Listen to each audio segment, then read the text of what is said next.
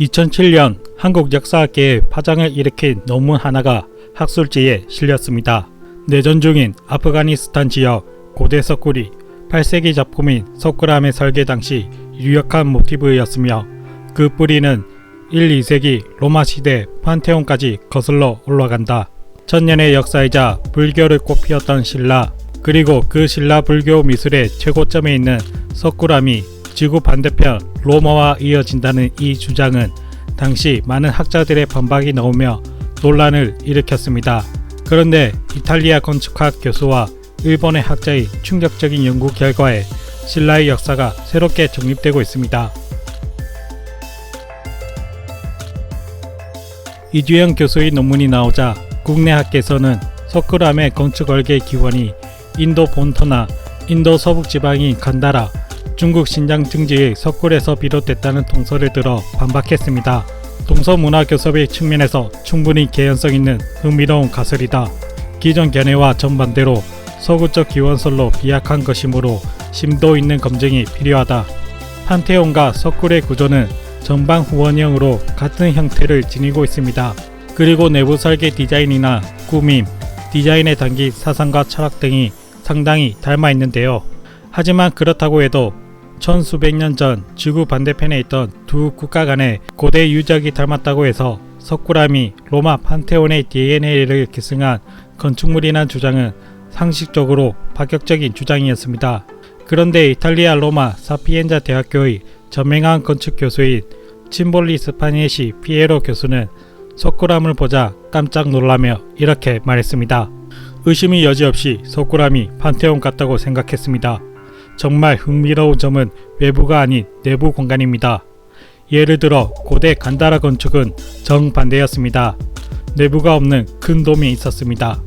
하지만 석굴암은 자연 동굴처럼 보이지만 안팎이 온전히 인간이 만든 공간입니다. 국내 학자들의 통설과 대척점에 있는 로마 건축학과 교수의 발언은 또다시 국내 학계에 큰 충격을 주었는데요. 중국의 석굴이나 불교 발상지인 인도에서의 석굴은 신라의 석굴암과 달리 암벽지대를 파내고 깎아 만들어낸 구조물입니다. 석굴암은 얼핏 자연굴처럼 보이지만 단단한 화강암을 다듬고 깎아 쌓아 올린 뒤 그 위를 흙으로 덮어놓은 100% 인공 구조물입니다. 또한 흥미로운 점은 석굴암이 만들어진 시기, 중국이나 다른 국가에서는 석굴암이 참고할 만한 돔 형태의 전방 후원형 구조물이 없었다고 하는데요. 이런 고고학적 관점에서 보면 석굴암은 분명 판테온을 만든 건축가의 지식과 기술을 받아들였다는 것을 유추할 수가 있습니다. 경주 계릉에 가보면 한국인의 모습과 달리 수염이 덥수룩하고 머리카락은 곱슬이며 페르시아 지역에서 전래돼 격구 스틱을 쥔 모인상이 이를 뒷받침하고 있죠. 학계에서도 신라가 육상 시크로드와 해상 시크로드의 종착점으로 중국을 거치지 않고도 인도 및 서양인과 지적 교류를 한 흔적들이 동서양 사서에 기록이 되어 있다는 점이 주장에 힘을 실어주고 있습니다. 그런데 여기서 더 나아가 신라가 로마 문화의 왕국이라고 주장하는 일본인 학자가 있습니다. 일본은 스스로를 실크로드 역사에서 일본 열도가 실크로드의 종착점이라며 일본을 동방의 로마로 생각하는 경향이 있습니다. 그래서 그런지 한국을 의도적으로 실크로드 역사에서 배제하거나 존재감을 축소시켜 왔는데요. 그들은 일왕의 보물창고에 있는 로마 글라스를 내세워 주장에 힘을 싣고 있습니다. 그런데 1974년 미추 왕릉 지구에서 코발트 블루의 작은 옥구슬이 발굴이 되는데요. 이 소식이 바다 건너 일본에도 전달됩니다. 일본 제1의 유리공예가인 요시미즈 스네오는 소식을 듣자마자 경주 박물관으로 향하게 되는데요. 그리고 수십 년을 신라 유물을 연구하게 됩니다. 요시미즈 스네오가 유리공예가라고 해서 무시해서는 안 되는 것이 그는 와세다 대학에서 동양 고대 유리의 연구라는 논문을 쓸 만큼 학자로서도 상당한 역량을 갖추고 있습니다. 그런 그가 내린 결론은 신라는 로마 문화의 왕국이었습니다. 유리공예가인 만큼 그가 분석한 한국의 유리 유물을 분석하면 세 종류가 나타나는데요. 첫 번째, 로마 시대 로마 제국에서 제작된 유리 그릇. 두 번째, 페르시안 글라스. 세 번째, 중국 계통 글라스. 동시간대 통일전쟁을 했던 백제 고분에서는 단 한 점의 로만 글라스도 출토되지 않았고, 고구려 고분에서는 단 한 점의 로만 글라스만이 출토된 반면 대부분의 로만 글라스는 4, 6세기경 신라에서 출토된다고 합니다. 요시미즈 스네오는 신라 로만 글라스뿐만 아니라 고분에서 함께 출토된 다른 액세서리 유물들도 조사하기 시작했습니다. 금과 은으로 만든 제품, 순금제 장신구와 반지, 팔찌, 목걸이, 상갑유리, 구슬 등 다양한 유물의 디자인과 세공 기술들을 연구한 결과 로마에서 사용되던 특수한 기법인 누금 세공으로 만들어졌다는 것을 확인하게 되는데요. 이것은 그 당시 신라가 로마의 문물과 기술들을 실크로드를 통해서 받아들였다는 것이죠.